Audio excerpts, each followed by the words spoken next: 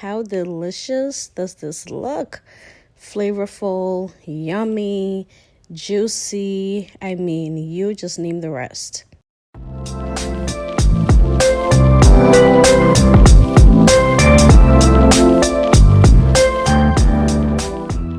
Hello everybody, welcome back to my YouTube channel. I am pretty new on YouTube, so if you haven't yet subscribed, please go ahead and hit the subscribe button below. Thank you.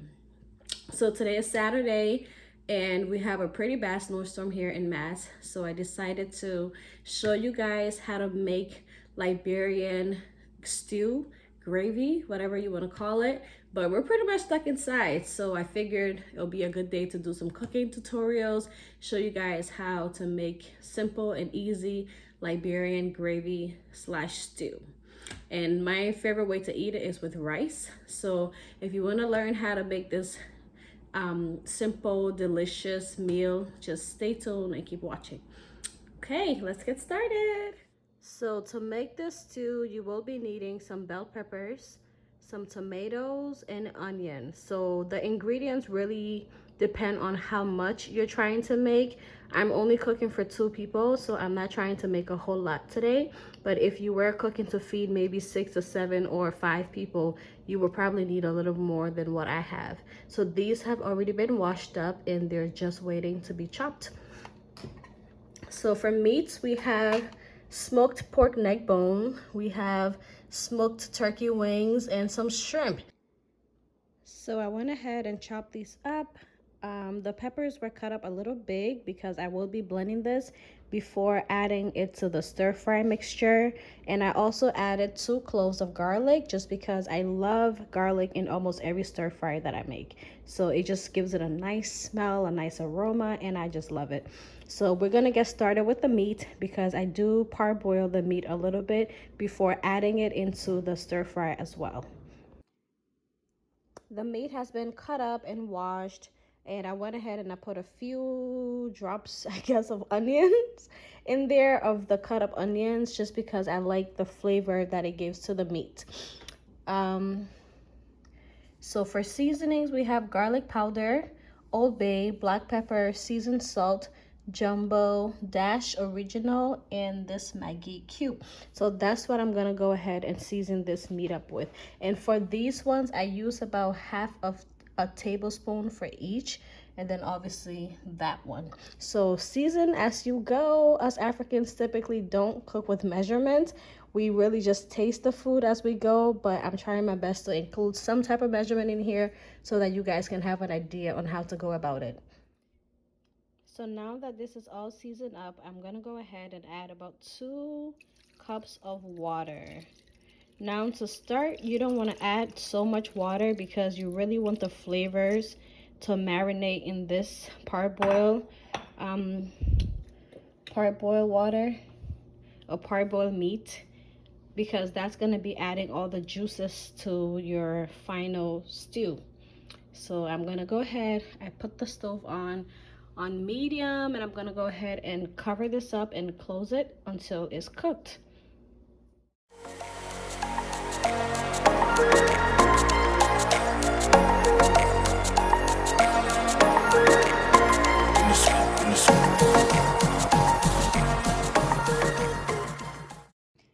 After blending, I usually strain my pepper so that all the extra water can come out of it.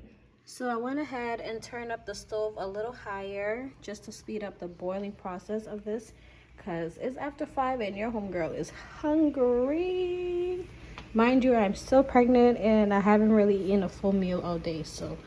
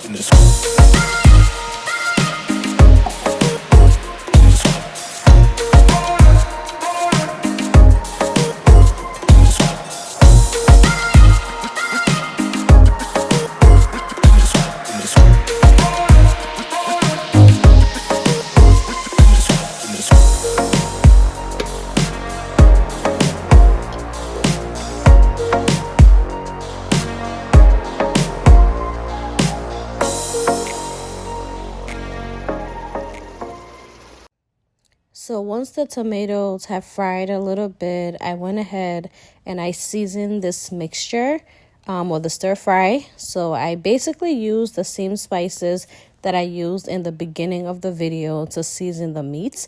I added some black pepper, some jumbo, the Maggi cube, a little bit of seasoned salt because I do not like overly salty food. And also some dash seasoning. I didn't add garlic powder to this one only because I used minced garlic in the stir fry, and I didn't want the garlic flavor to be so overpowering. So I added the parboiled water in the meat to this stir fry because I had not added any extra water since frying the mixture. And then you just want to go ahead and give that a really good mix. Make sure all of the seasonings and all of the ingredients in that pot have mixed up. And then I added a can of tomato paste, only because the tomato paste gives it a reddish color that looks really nice and also some flavor. And then I went ahead and started my rice, washed it up. I used basmati rice, so I washed it up and put it on the stove. As you can see, the stew is cooking up really nicely. The color has changed a bit because of the tomato paste, so it looks a little bit more reddish, and I just like that the tomato adds a good balance to it. So at this point, everything was just about done cooking. The stew had been boiling for quite some time. Everything looked like it was really cooked and nicely flavored. The rice had also boiled for about 20 minutes, I believe, and it was also cooked. So I went ahead and I turned off the stove. So here is the final product. You have yourself some African Liberian stew, gravy, whatever you want to call it, like I said, with some basmati rice. And this was so good, guys. I'm not kidding.